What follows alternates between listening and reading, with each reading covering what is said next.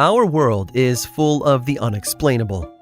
And if history is an open book, all of these amazing tales are right there on display, just waiting for us to explore. Welcome to the Cabinet of Curiosities.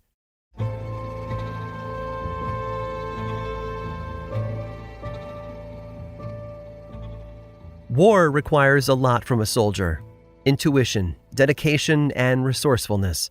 From medic to MacGyver, a soldier's role can change from one moment to the next, and oftentimes the only tools they have to work with are the objects on their person at the time. You might not think you could patch up a wound with only a rifle, a knife, and some leaves you found on the ground, but when you're under enemy fire, you find a way. And the United States military had to find a way when they ran afoul of the Chinese army during the Korean War. The Qingjin Mountain Reservoir, known by American forces as the Chosin Reservoir, became a hotbed of action during the Chinese Second Offensive of 1950. The war appeared to be over as UN forces advanced into North Korea in order to unite the two sides. But reunification wasn't going to happen if the People's Republic of China had anything to say about it. 120,000 Chinese soldiers infiltrated North Korea in an effort to stop the UN's advancement. They reached the reservoir first, while a special group of United States soldiers known as the X-Corps approached from the coast. I know they sound like characters out of a Marvel comic book, but trust me, they were real superheroes. 15,000 men from the Marines and the U.S. Army were ready to end the war once and for all, and bring stability to the region. You might be wondering, why only 15,000 if the Chinese had deployed 8 times that amount into the area? And that's because the United States forces had no idea the Chinese army was waiting for them. They snuck in and fortified their position, waiting for the Americans to arrive. The X-Corps held their own for over 2 weeks against the Chinese military, but the harsh terrain and brutal fighting had left them all but defeated. Stuck in freezing temperatures and outgunned, the X-Corps, the best of the best, were running out of ammo, out of food, and out of time. They were surrounded.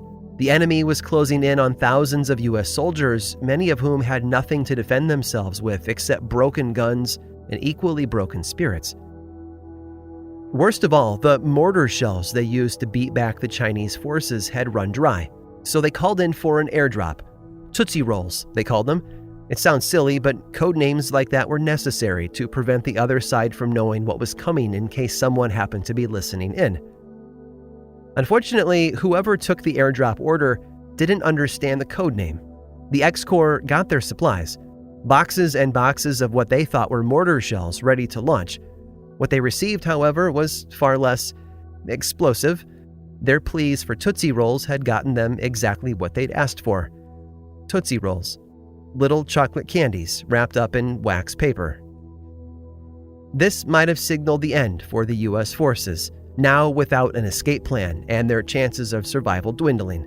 After all, you can't win a war with chocolate as your only supply, unless you're the X-Corps.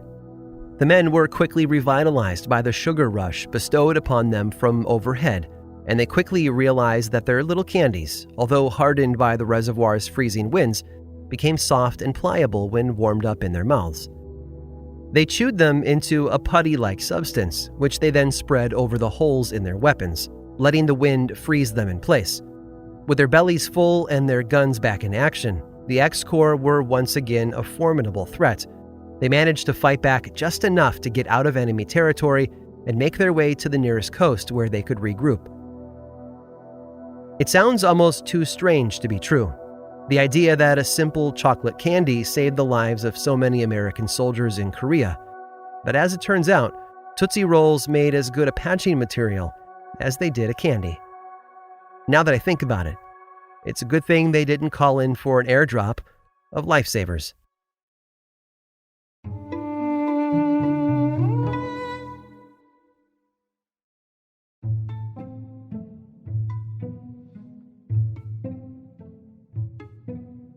Lewis was born in Plymouth, England, to parents who dedicated their lives to helping others. His father was a surgeon in the Royal Navy, and his mother worked as a nurse in Queen Alexandra's Royal Naval Nursing Service, Lewis learned from a young age that the best use of anyone's gifts was to use them in service of others.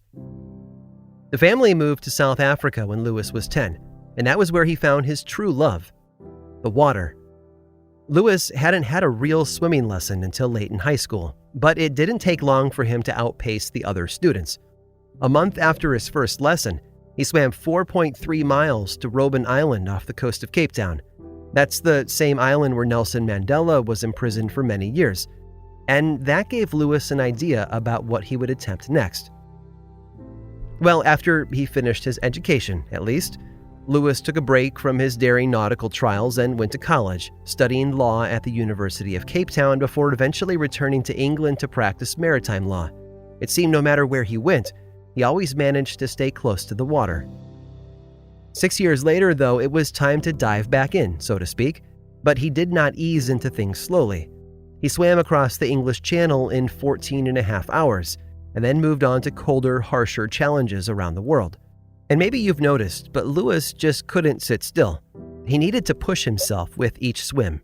Farther, faster, longer. Lewis set a number of records along the way, becoming the first swimmer to swim around the Cape Peninsula, the southernmost point of Africa, and the Cape of Good Hope, the northernmost point in Europe. He even swam the length of the Sonja Fjord, the longest of Norway's fjords at 127 miles. It took him 21 days to do it. Possibly his greatest feat came in achieving the holy grail of swimming by completing a long-distance swim in all 5 of the world's oceans, 4 of which were accomplished over the course of only 2 years.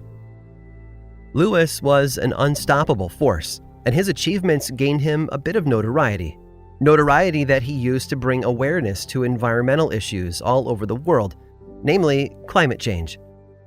In fact, many of his record swims since then were done in an effort to bring awareness to the effects of climate change on our oceans, seas, and glaciers, including one such feat in a glacial lake on Mount Everest.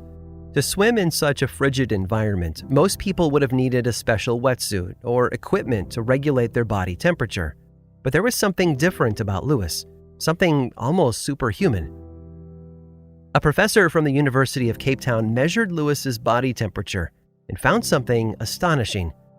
Lewis could actually increase his core body temperature by 2 degrees just before a swim in cold waters, a phenomenon he called anticipatory thermogenesis. No one else on Earth has been able to do it.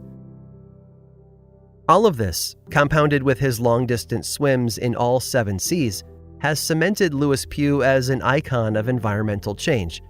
His activism has sparked actual legislation in the UK as well. It all happened in 2006 when Lewis decided to swim the length of the Thames River. Yeah, all 215 miles of it. All to raise awareness of the growing drought across England as a result of global warming. Lewis dove into the water and took off, a human torpedo on a mission. But he had just one stop to make first. He jumped out of the river and took a quick detour to 10 Downing Street, the home of the Prime Minister at the time, Tony Blair. The two had a brief chat before Lewis took his leave back to the frigid Thames to complete his journey. It might have been this Herculean trial that convinced the Prime Minister. After all, 215 miles is a long way to swim to prove a point. Or it might have been something he said to convince him to take action. But one thing is certain, not long after Lewis's visit to 10 Downing Street, Tony Blair introduced to Parliament what is now known as the Climate Change Act of 2008. Lewis Pugh is still swimming for environmental causes today, one body of water at a time. His efforts are working too.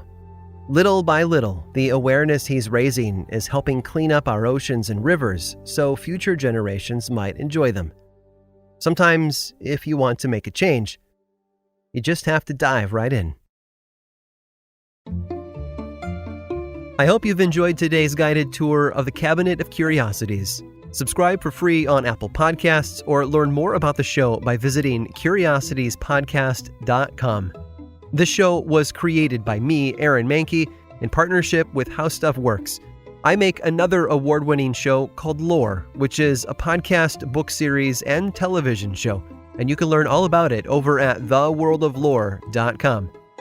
And until next time, stay curious.